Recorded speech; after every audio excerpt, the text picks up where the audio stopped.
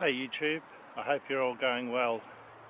I'm just responding to my previous video on is it worth installing solar in 2024. Up on the roof again, and as you can see it's quite an overcast day today. Where I'm based on the east coast of Australia, we get about 90 fully clear days with sunshine a year. And I would estimate probably another 100 or so days or more where there is sun but not all day. So it's quite a sunny spot where I am. So basically I just wanted to provide a follow-up on the solar system I had installed, which is a 13.2 kilowatt system with a 10 kilowatt inverter, grid tied system, and yes, it's definitely worth it in my opinion.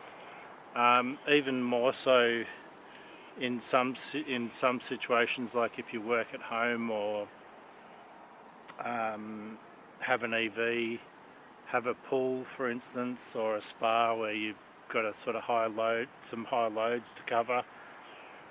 In my situation, I work at home, so I can use power during the day, like to charge my EV. We also have 2 dwellings on this property, so I just had a look. It's about lunchtime here on July 19, and at the moment in this overcast conditions, there's the sun up there. It's behind sort of full cloud. There's a few blue patches that the sun might come through later. At the moment we're bringing in 3.7 kilowatts. We're only using about 500 watts, and so we're exporting 3.3 kilowatts to the grid, which you basically get nothing for, like 5 cents a kilowatt I think. So at the moment I don't believe it's worth having a grid battery. I'll just touch briefly on our bills. I think I mentioned in the previous video our bills were around $1,000 a quarter. To date our bills have dropped to about $200 a quarter after the solar was installed, so that's about $800 saving a quarter, which is massive.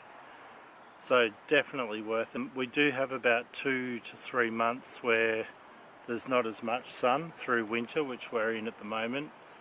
Having said that, we still do get quite a lot of sun. We might just have a few days of cloudy weather like we're having now, but we can still get plenty of sun this time of year.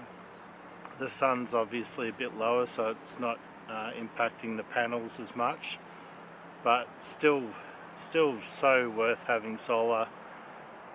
If you didn't say work at home or have an EV, I would just recommend getting a smaller system, maybe like a 6 kilowatt system, since you might be better off having the bigger solar system and get a battery so you can use that through the night. But I think our feed-in, because we're feeding in so much, even though we get a small amount for it, I think it sort of gives us enough credit to not really warrant having a battery for nighttime usage, because I mean I'm happy with $200 bill a month, even if there's a couple of months where it's less than that.